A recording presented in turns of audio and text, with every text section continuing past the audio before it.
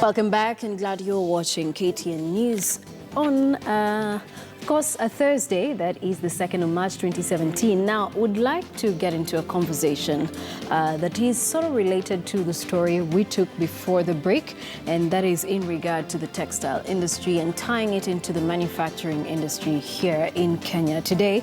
And joining us now to help us understand the role that women play in ensuring we have a vibrant manufacturing sector. We are joined by the chairperson of the Kenya Association of Manufacturing, Flora Mutahi. Thank you so much for joining us this afternoon. The role that women play sometimes is underscored, but yet we could do better. Are there any reasons as to why this stereotype still stands today? You'd be surprised. The role women play actually in the economic environment is actually maybe 50 or 57 or 60% globally. This is. The only problem, or that what tends to happen, is women tend to stay a little bit more at the bottom of the divide, and you tend to find as you go higher up the ladder into managerial positions and into directorship positions, you tend to find you have less and less women. Reason being is socialization. Women are not taught to come to the table. Opportunities for a long time, especially if I take industrialization for an example, it had been a very male-dominated society. And it was seen as it's for men, it's for nuts and bolts. So women would never step up to the table, meaning even when you go to the colleges and everything, those are not even areas that they pursue.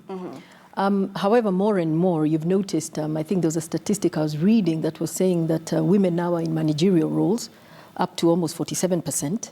But again, as you keep going higher and higher, there's a divide. All right. Yeah. And speaking of a divide, I guess we don't seem to realize that there's an opportunity, a huge opportunity that women can take advantage of in the manufacturing sector. What are some of the advantages that women have over their male counterparts in the manufacturing industry? Okay. Number one, you'll tend to find, especially now, women are actually becoming more skilled and more learned, or taking, going much higher in levels of education than the male are. But unfortunately, it's not in this STEM sector. It's not the science, technology, and engineering area. So these are some of the things that women, if they were encouraged to do that, could bring to the table. Because you do know there is even a proven fact that says diversity in a business actually raises the competitiveness and raises innovation. Once you have a diverse team of different people, young, old, male, female, those companies have been proven to do better.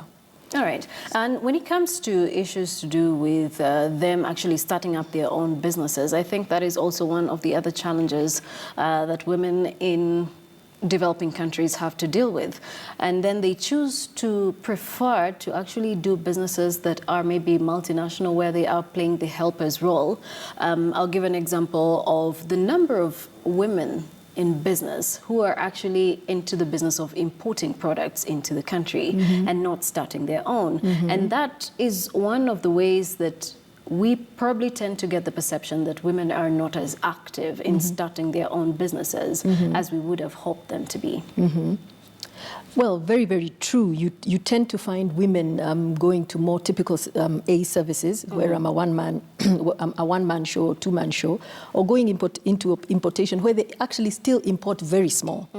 I believe the biggest driver of this, and I think we cannot be ignorant of the fact, is access to finance and collateral. Right. Because you would imagine, especially in industry, to start up an industry, you have to actually come up with the machinery and then get working capital to start working. Whereas if I go into importation, all I have to raise is the working capital, which I can build over time. So I believe in industry, that is one of the biggest things that is affecting us. The second thing that also is affecting women is just perception. Perception that it is a male-dominated area. I mean, how many times do we get, some of us who are in industry, we're asked, you're a woman in industry, what drove you into this? And I find it sort of like a little of a discriminatory question. Would they ask their male counterpart the same question? Right. Yeah. And so going forward, how exactly do you think we should harness the opportunities that present themselves to us as women in manufacturing? I think number one is to actually assist women in access to finance. By challenging the financial institutions to come up with creative ways to lend to women. They are known to have the least default rate, therefore meaning they're less risk. Secondly, you know, there are tools like debenture financing where you finance against your assets. So, and then encouraging, you know, property ownership. I'm not sure how we can encourage that, but that's the first way. So access to money, finance. The second one was just to break this stereotyping. And one of the best ways to do it is for the women who are in it to actually show the ones that are not in it. That it is possible. You know, the more people you have, the more women you have, the more women you'll attract. The other one is STEM education. Go around into schools. Like you tend to find in foreign countries, they have a gender target. So you have a CEO of a company actually having a gender target that says 30% of your workforce is in a manufacturing, whatever, is going to be women. So they actually go to the universities, recruit them in the universities, train them how to pass the interviews, and show them the big world of manufacturing. It's no more big machinery and everything. Manufacturing now is actually quite cool with high-paying six-figure jobs if you make it to the top. Right. Yeah. Whereas women tend to find, no, let me go to the one that is, you know, less whatever. The other thing that I think is, again, with the having gender targets, the part of the soft skills around it is to realize the women are coming into a male-dominated area. So what do you do as managers to make sure that they're comfortable? Okay, so comfort and change of perception and attitude. Yes, and money. And money. And my next question is actually a little bit not related to women in manufacturing, but in general, just about how much of an effect we are seeing from imported products into the country.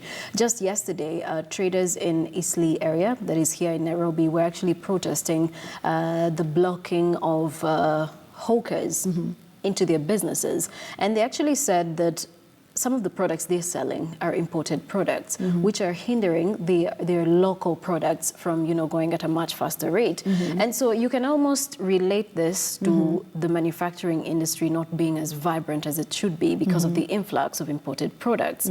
What measures are being put in place to reduce the number of imported products and increase the number of locally produced products? It is actually a very sad scenario. And to take it even further, if you look at the balance of trade, we import a lot of goods that are produced in Kenya, putting a lot of strain on you know, our hard-earned shilling. So I think for us the best news so far has been the local content. There's this whole Buy Kenya, Build Kenya, and right now when government is procuring, there's a 40% local content, and with a preference of even a little rider of 15% in price for the local manufacturer. So this has definitely made everybody start looking inward. You're able then to say, you know, there's no point when I do a tender actually getting the product from outside if I can get it locally. It has gone even further through lobbying and everything to actually put it in performance contracts of government. And now we're actually trying to see with the private sector how we can also institute that. But if we go back to the traders and the hawkers, it's one of the things we struggle with in manufacturing that we really want to try and achieve is formalizing the informal business, because they're Kenyans as well and they need to earn a living. So where can we allow them to sell their wares, and then so that us local manufacturers can find them there and actually be able to give them our products to also sell, because everybody's trying to sell. All right. Yeah. And of course, competition is not much in favor of the local industry. It's more in favor of the international markets. But then again, when you look at the issue of the cost of doing business in the country today, if we look at inflation rates right now and what they're telling us about the economy, it doesn't look good. Inflation rates have shot up, pump prices have gone up, and in actual sense, electricity prices could actually go up in the near future, could go much higher than they already are right now, and that in turn affects the manufacturing industry. How is the economy and the sector coping with these changing economic times? All right, a very loaded question, I might say. But let's first, if you allow me to start with inflation. Yeah. Inflation is measured on a month by month. And they look at the goods that go into a basket and find what the cost is. If you look back, what is driving the inflation that we saw increase the other day is the drought that we saw in January, December and January. So that spike sort of came from that. And we hope, and there's nothing much that can be done about the drought, which has actually been declared a national disaster. About linking it, of course, to the power, there's a factor for inflation that the government this time has tried to absorb. So that is not going to hit our power bills. The hit what has hit the power bills right now is actually maybe the foreign exchange earnings that we are actually seeing.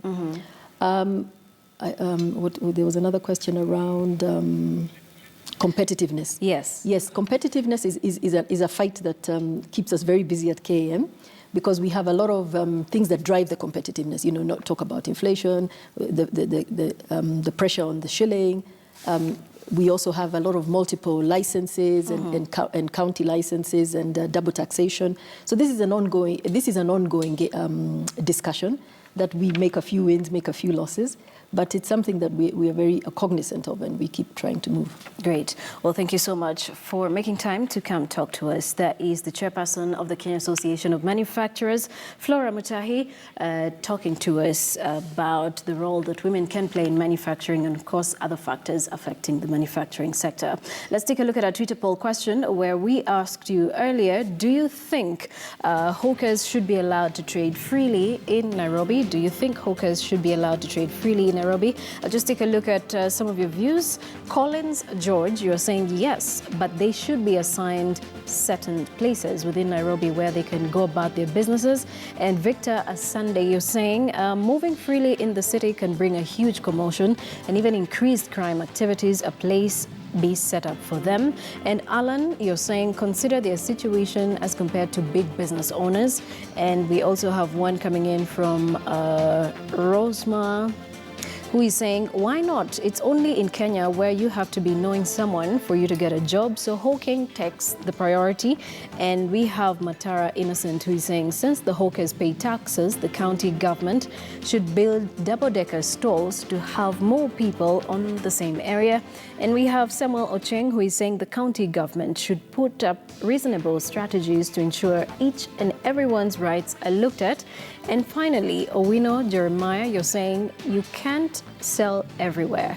There should be trading points and not streets or roads.